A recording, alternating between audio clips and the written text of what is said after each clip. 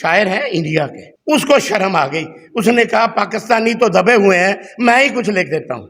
वो उसने क्या लिखा है, ये क्या कर रहे हैं इनके किरदार पे। वो कहता है बड़ी बेआबरू होकर अदालत नाचती है, बड़ी बेआबरू होकर अदालत नाचती है, न जाने किन अशारों पर अदालत नाचती। हमें मालूम है सारे मुकद्दस अदल परवर, हमें मालूम है सारे मुकद्दस अदल परवर, वो जिनकी ताल पर अक्सर अदालत नाचती है।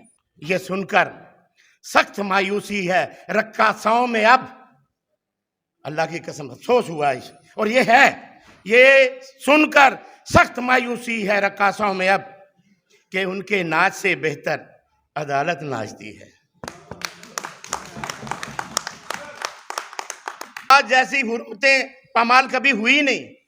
घरों में जाते हैं दनदनाते हुए, और जब हम आके कुछ कहते हैं, अपना मुद्दा बयान करते हैं, वो कहते हैं सबूत लाओ।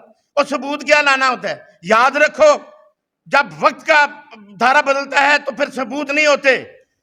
मैं आपको याद कराता हूं उन जजों को, जिन जजों ने यहां मुआशरे में जुल्म किए, उनके साथ क्या हुआ। जस्टिस मुनीर की कब्र पे आप भी जूते पड़ रहे हैं, जाके देखो। मौलवी मुश्ताक के जनाजे पे क्या हुआ, उसकी कब्र पे क्या हुआ। लोगों को अल्लाह का निजाम है, जालिम को अल्लाह पकड़ता है। और इफ्तिखार मोहम्मद चौधरी का समधी एक बैठा है इधर, डॉक्टर अमजद, उसके जनाजा नहीं लोगों ने पढ़ दिया। अभी भी उसकी कब्र पे लोग जूते मारते हैं, उन्होंने पैरा बैठाया हुआ है। वो अल्लाह का खौफ खाओ। काजी साहब, आप पे मैं शेर ये आपकी नजर फिर करता हूं, तेरी गुफ्तार पे हैरत, तेरे करदार पे खाक, काजी अस तेरे अदल के दरबार पे खाक। काजी साहब, आपने बहुत ज्यादा बढ़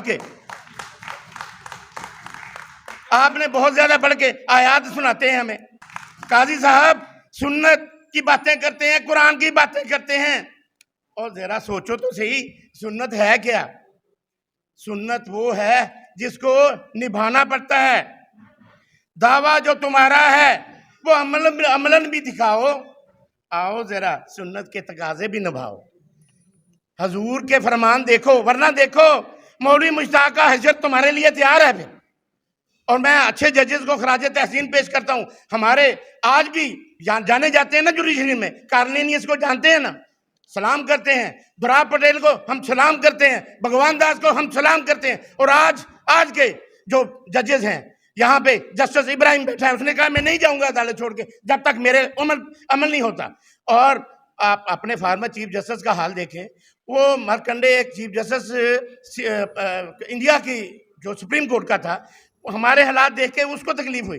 वो उसने टीवी पे आके ये बताया कि मैंने चीफ जस्टिस पाकिस्तान को खत लिखा कि अगर आप अपने कवानीन, अपने फैसले की रिट नहीं मनवा सकते तो छोड़ दो यार, क्यों चमड़ के बैठे हुए।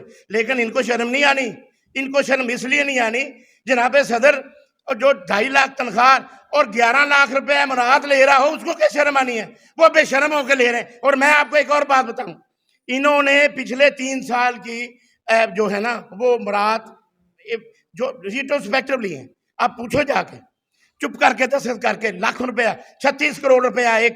मैं इनको कहता हूं कि खुदा का खौफ खाओ, और अल्लाह का खौफ तुम्हें है तो देखो वक्त का धारा करीब है। आज गुजर रहे हैं, शायद इस जैसा तल्ख और सख्त दौर कभी था ही नहीं। कि जब पहला मार्शल शबखून मारा गया था ना, तो वो वहां पे जस्टिस मुनीर जैसे मकरू लोग चीफ जस्टिस थे, और उन्होंने नजरिया जरूरत लेके आ गए वो।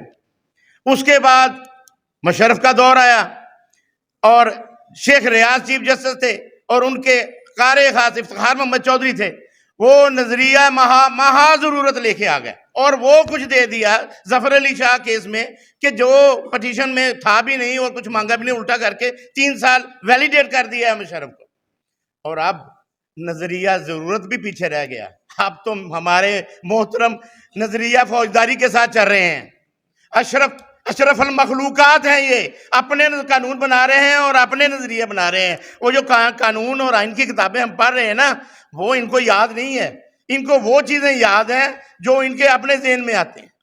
अफसोस है कि इन लोगों की खातर हमारे वकला ने जानें दी हैं, खून दिया है, उसका सिला क्या दिया। इफ्तिखार मोहम्मद चौधरी आप आया और आप अपने रुफका को नवाजा, करप्शन की, खजाने भरे, उसको किसी ने पूछा तो वो डंडा लेके खड़ा होगा कि आप कौन होते हैं मेरी करप्शन पे बात करने वाले। काजी साहब आप पे भी सलाम, आप जब आप पे बात आई आपने भी वही हरकत दोहराई और हम फिर बेवकूफ निकले। हम आपके साथ इधर तकरीरें करते रहे, आपको दावतें देते रहे कि नहीं जी काजी साहब आएंगे, ये बड़े जोशीले हैं, कहते जी मैं रूल ऑफ लॉ आइन की बात करता हूं। क्या किया आपने आइन की बात? अब तो उससे भी बढ़ गई है।